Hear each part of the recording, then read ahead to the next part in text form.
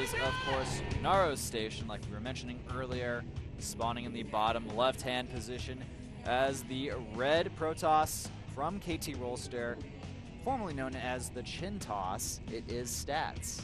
He had to get surgery for that. His opponent playing for CJ Entus as the yellow Terran on the top right-hand position on Naro Station. His name is Bbyong. Yep. The score is now 2-2, tied up. And we are going to go into 6th set no matter what, a ZBC. So it really depends on who wins this match and who gains the momentum. But we have 2 SCBs going out, ladies. Well, we have the first SCB going out. I think we're going to be seeing some early aggression here from Young. Yeah, you can't go double racks before supply anymore.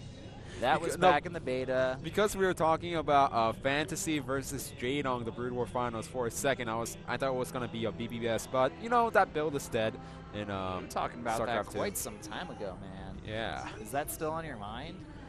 Well, you know, sometimes you get the games inside your head and it never leaves your head. All right, well, we do see the proxy barracks going down, and you know what? Proxy play from Terrans against Protoss has been quite rare recently, so I would not be surprised if Stats do not even bother scouting at all for any type of weird hidden proxy play unless he sees a lack of barracks in Bbyong's main base, which would actually require him to scout in the first place. He is going to send his probe out now, and when he realizes that there's nothing in Bbyong's base, it's going to be up to him to decide, what do I do in this situation? And interestingly enough, there's no gas up yet for our Terran players, so he's just going to make a few Marines, and I mean, he's going to have the gateway done soon. You can just chrono out a Zealot while he gets that core, so interesting. And also, actually, he has 100, okay, never mind. He had up to 400 minerals. I thought he was going to go for an extra command center, but just decides to go for the orbital and get that extra Marine. Oh, look Where's at the bunker? The bunker, it's got to be at the natural. This is there actually so smart. This makes sense now. I was really confused what he was planning on doing here, but now essentially he is hardcore denying the natural of his opponent while getting the second racks behind this. Yeah, so he's going to be able to deny the natural for a long time. He could even build a second bunker and try to chain the bunker inside the main base. There we go. He's going to chain the bunker. The Marine is out. The Zealot is on his way, and he'll be able to deny the first SCB with the Zealot. However, more Marines are coming out, and once the Zealot walks down the ramp, he has no answer against that particular bunker. Yeah, it's going to be a little bit before that bunker can be dealt with. I feel like one mistake, though, Bbyong made here is I think a Stalker can actually attack from the high ground to that bunker. Yes, I think that is a possibility, but let's check out if that's possible. I mean, like here, not by the ramp, not by the ramp, but you know, to the right. To the right, in that little corner right there. That might be possible, but let's see what Bbyong decides to do. He's going to send the Marine back home. This is a really nice decision and taking a command center for himself. He needs to make sure that he has enough defenses back at home, and really smart. Even if the Stalker is able to hit the bunker, he already has barracks floating in that direction, so he's going to have the vision to hit the Stalker. He's going to have the vision. He can use that barracks, the scout, for any type of play, and looks like our Protoss player trying to break through this bunker, and it is getting very low on health here. The Marines have to evacuate. The bunker will get salvaged in time, though, and the Zealot does die, but the Stalker does survive. The Mothership Core survives, and you know what? I have to say, Stats is actually not in a bad position at all. He is ahead in supply. His Nexus is not going to be too far behind his opponents, and the tech for Bbyong is actually quite delayed from this. It's just going to be a standard play from now on for both of these players. Now, Bbyong, his natural command center is almost finished up. He already has enough Marines to put inside the bunker, so he's going to be fine against any Mothership Core harassment as long as he has some Marines in place. He has up to 3 barracks going inside the main base, so now this is looking more like a regular play from both of these players. Bbyong also double-checking that the Nexus is up and going for Stats. And we also have a Robo on the way from Stats here. Not going to be going into that Stargate tech. Marines being spotted here by that Mothership Core, so he's going to move out of that location. I'm not sure if Stats even knows if there's an expansion up yet or not, so he's going to have to eventually scout for that or just account for that. He may have a good idea that that's going down based on what he sees or does not see from his opponent. And a Forge going down as well from stats here, so certainly going for a more economic style. Yes, he's only going to get the plus armors earlier in the game. And look at the Barracks positioning, actually out of the range until the Nexus finished up. And going to try to get a second scouting inside the main base. However, will the Barracks explode before seeing the Robo? No, he is going to scout the Robo before the Barracks gets taken out. So now, Bbyong, he didn't even have to waste any scans, didn't have to waste any extra SCVs to scout what his opponent is doing. Yes, he didn't see the Forge, but he saw the tech choice of Stats. Yeah, and now that Stats sees everything as well, these players are pretty much seeing everything that their opponent has done in this situation. And we do see the +1 armor on the way for our Protoss player. He still maintains a slight supply advantage, but I feel like that will go very soon here. Now that the Terran production is kicking in, his natural is online, and he does have 3 refineries mining gas right now. So +1 out on the way. Stem also on the way. Starport starting for our Terran player. And it seems like Stas, he's going to hide something on the left bottom corner of Robo Bay.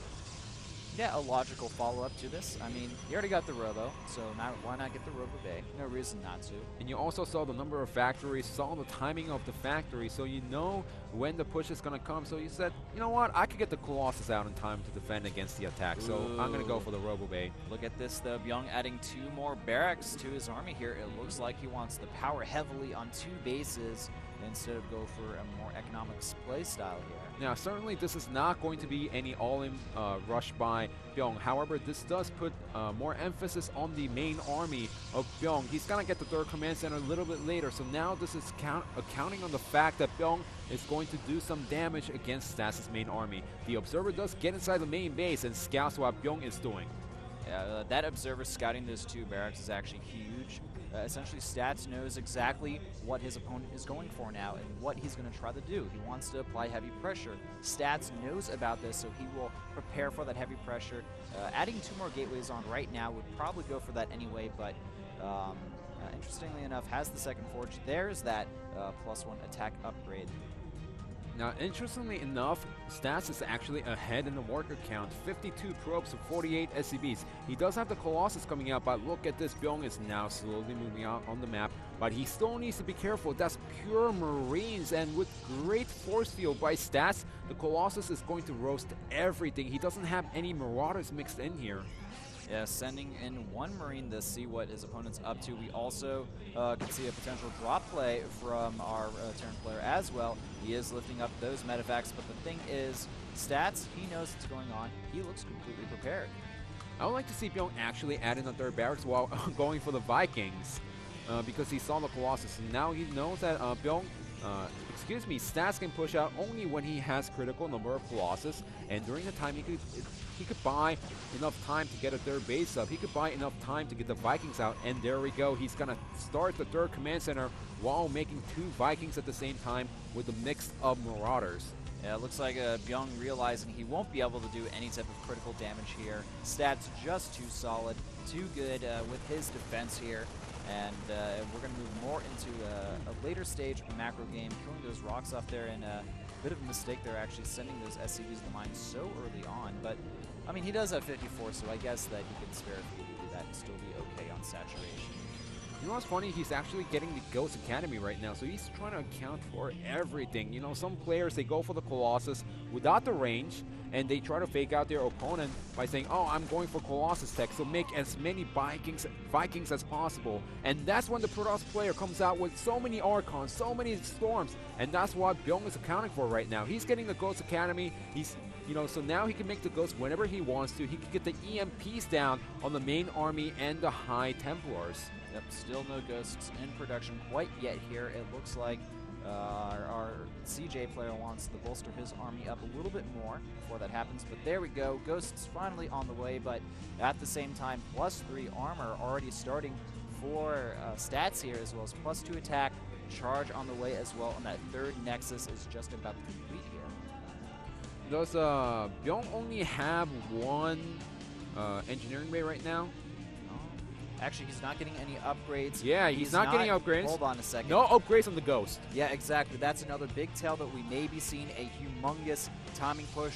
We could see SCVs pulled as well from Bbyong here, and even trying to snipe up some observers as well to just reduce the amount of information that Stats has for this eventual impending attack. And here we go. Here are the SCVs. Choo-choo.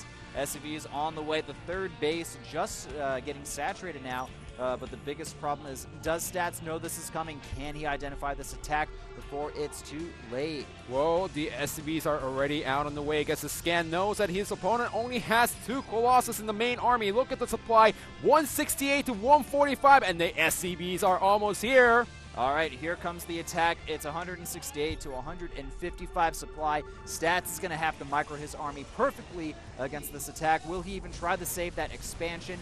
It looks like he is. And the Zealots, oh no, everything getting completely hit by the EMPs.